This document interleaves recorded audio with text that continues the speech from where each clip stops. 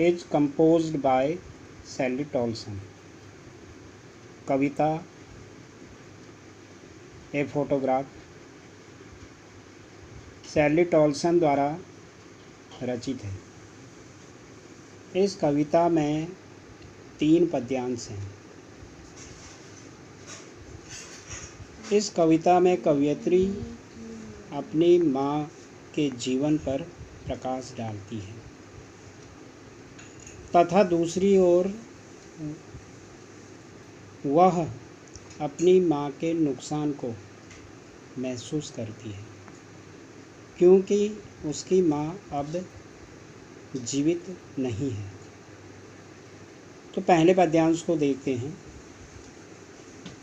The cardboard shows me how it was. Cardboard means होता है गत्ते पर बना हुआ चित्र या फोटो फ्रेम।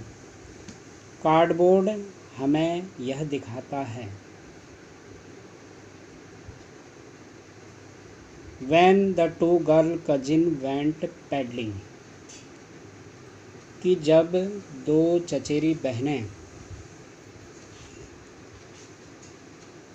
और मेरी माँ समुद्र के किनारे घूमने गई। Each one holding one of my mother's hand, और दोनों ही बहनें या कवयित्री की माँ की बहनें उसकी माँ के हाथ को पकड़े हुई थी।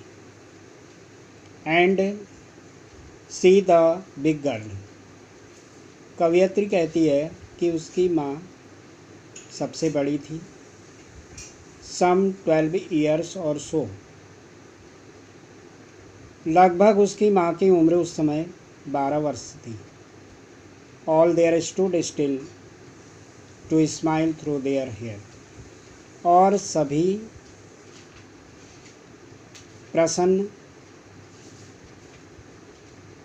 स्थिति में थे और फोटो निकालने के लिए अपने बालों को संवार रहे थे या काट रही थी। At the uncle with the camera, और चाचा के हाथों में कैमरा था। ए sweet face my mother that was before I was born, कवयित्री कहती है कि मेरी माँ का चेहरा साफ और सुंदर था या उसके जन्म से पूर्व। कवयित्री उस समय पैदा भी नहीं हुई थी। And the sea which appears to have changed less washed their trebly transient feet, and the sea, यहाँ पर कवयित्री प्रकृति और मानव शरीर के बीच में एक बड़ा विरोधाभास करती है।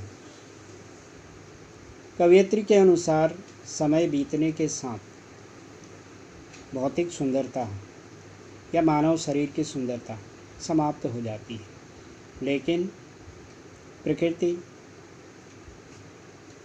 चिरस्थायी है जिसमें परिवर्तन क्षणिक होता है। तो समुद्र अपनी पुरानी स्थिति में है। दूसरे पद्यांश में देखें। सम 20-30 years later, दूसरे पद्यांश में कवयित्री की माँ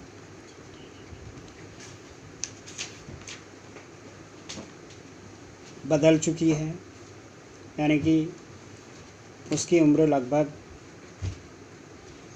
30 या 35 के बीच में है। She would laugh at the snapshot, कवयित्री कहती है कि उसकी माँ स्नैपशॉट माने फोटोग्राफ पर हंसती हुई दिखाई देती है।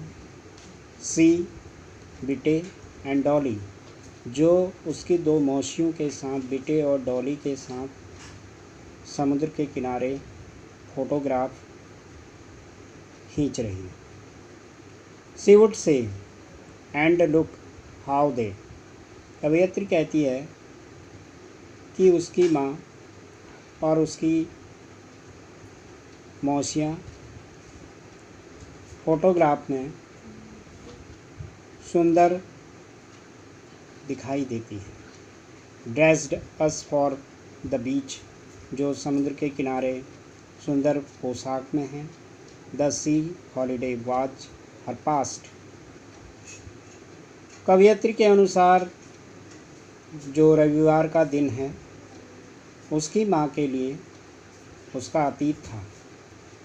माइन इज हर लाफ्टर, लेकिन उसके लिए या कवयित्री के लिए वह हंसी है, क्योंकि वह अपनी माँ के फोटोग्राफ को देखकर अपनी माँ की यादों में खो जाती है। Both very with laboured ease of loss, और उस नुकसान को या अपनी माँ के खोने के नुकसान को महसूस करती है। इन थर्ड स्टांजा, तीसरे पद्यांश में, now she has been dead nearly as many years. कवयित्री कहती है मेरी माँ को मरे हुए कई वर्ष बीत चुके हैं। एज दैट गर्ल लिव्ड, जैसा कि मेरी माँ अपने बचपन में या अपने यौवन अवस्था में थी। End of this circumstances, circumstances means होता है परिस्थितियाँ, और उसने परिस्थितियों का सामना किया। देयर इज़ नथिंग टू से एट ऑल, इट्स साइलेंसेस। तो कवयित्री कहती है इसके बारे में कुछ भी नहीं कहा जा सकता है। केवल कवयित्री शांत रहती है और अपनी माँ की यादों में खो जाती है और अपनी माँ के खोने के नुकसान को महसूस करती है। The poem a photograph is composed by Sally Tolson. In this poem, poets tells us about her mother, and she recalls her mother and her childhood. Seeing a photograph, the poets remembers her mother. According to poem, her mother looks very beautiful when she was 12 years old in a photograph. In second stanza, after 20 years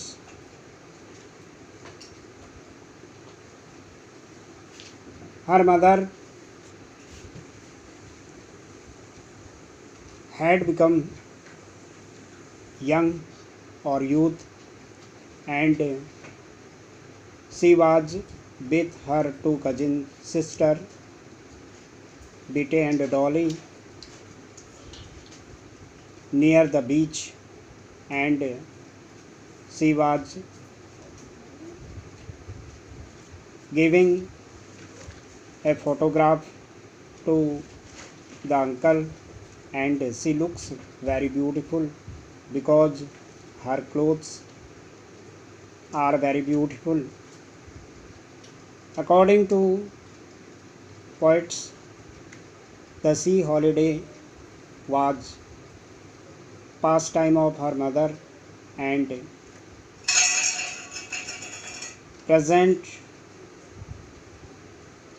is her laughter because she looks the photograph of her mother. In third stanza, the poet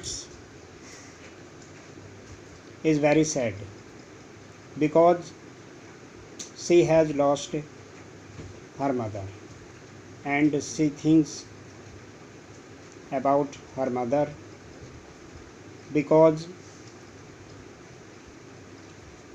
she recalls her mother and the days which she spent with her mother. This is the summary of the poem A Photograph.